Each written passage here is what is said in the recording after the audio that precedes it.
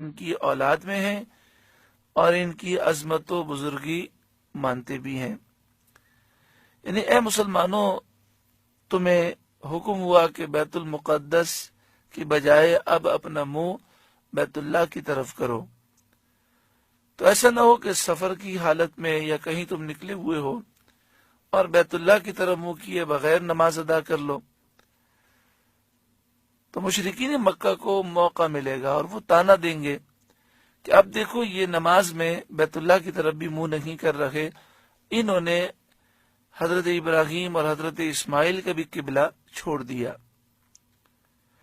لِأَلَّا يَكُونَ لِلنَّاسِ عَلَيْكُمْ حُجَّةٌ، تاکہ لوگوں کو تم پر کوئی حجت نہ رہے، یعنی طعنہ دینے کا موقع باقی نہ رہے۔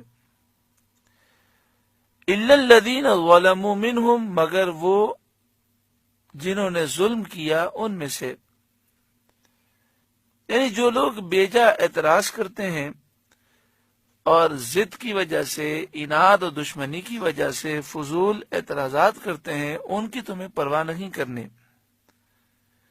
الا الذین ظلموا منہم سے مراد یہ ہے کہ مسلمانوں کو چاہیے کہ وہ ایسا کام نہ کریں جس سے کافروں کو طعنہ دینے کا موقع ملے، لیکن اتنی احتیاط کے باوجود جو ضدی لوگ ہیں، جو ناانصافی کرنے والے لوگ ہیں، جو صرف بیجا اعتراض کرتے ہیں، وہ تو کرتے رہیں گے اعتراض، ان کی تمہیں پرواہ نہیں کرنی۔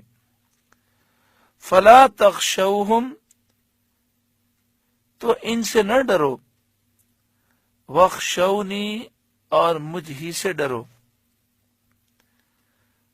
یعنی اللہ تعالیٰ فرماتا ہے کہ اے مسلمانوں تم مجھ سے ڈرو، میری فرمانبرداری کرو، اور اس راہ حق پر جو تم چل رہے ہو، اس پر جو دشمنان اسلام کفار فضول اعتراض کرتے ہیں ان کی پرواہ نہ کرو، ان سے نہ ڈرو، صرف و صرف مجھ سے ڈرو۔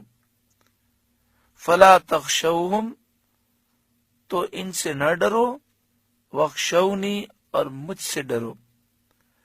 وَلِأُتِمَّ نِعْمَتِي عَلَيْكُمْ، اور یہ اس لیے کہ میں اپنی نعمت تم پر پوری کروں۔ یعنی یہ قبلے کی تحویل کہ پہلے بیت المقدس کی طرف منہ کرنے کا حکم تھا، مسجد اقصی کی طرف، پھر بیت اللہ کی طرف منہ کرنے کا حکم ہوا، یہ اس لیے ہے جو تم پر اللہ کا فضل ہے اس میں اضافہ ہو، اللہ کی نعمتوں میں اضافہ ہو، تم پر رحمتوں میں اضافہ ہو۔ تو جن لوگوں نے بیت المقدس کی طرف منہ کر کے نماز پڑھی، پھر اللہ کے حکم پر بیت اللہ کی طرف منہ کیا، ان کے درجات اور بلند ہوئے۔ وَلَعَلَّكُمْ تَهْتَدُونَ، اور یہ اس لیے ہے کہ کسی طرح تم ہدایت پاؤ۔ کما ارسلنا فیکم رسولا، جیسے ہم نے تم میں بھیجا ایک رسول، منکم، تم میں سے، یعنی سید عالم محمد مصطفیٰ صلی اللہ علیہ وسلم کو ہم نے تمہاری طرف بھیجا، یتلو علیکم آیاتنا، کہ تم پر ہماری آیتیں تلاوت فرماتے ہیں، وَيُزَكِّيكُمْ، اور تمہیں پاک کرتے ہیں شرک و کفر کی نجاست سے اور گناہوں کی گندگی سے وہ پاک کرتے ہیں۔ آپ ایسی ایسی نصیحتیں فرماتے ہیں جو ظاہر کو بھی روشن کرتی ہیں اور باطن کو بھی روشن کرتی ہیں۔ آپ کی صحبت، آپ کا قرب وہ نور ہے کہ جو صحبت پاتا ہے، جو قرب پاتا ہے، اس کا سینہ روشن ہو جاتا ہے۔ آپ کی نگاہ میں اللہ نے وہ تاثیر رکھی کہ جس پر نگاہ اٹھتی ہے اس کا قلب گندگیوں سے پاک ہو جاتا ہے۔ وَيُزَكِّيكُمْ، اور وہ تمہیں پاک کرتے ہیں۔ معلوم ہوا کہ نبی کریم صلی اللہ علیہ وآلہ وسلم ہمارے ظاہر باطن کو پاک کرنے والے ہیں۔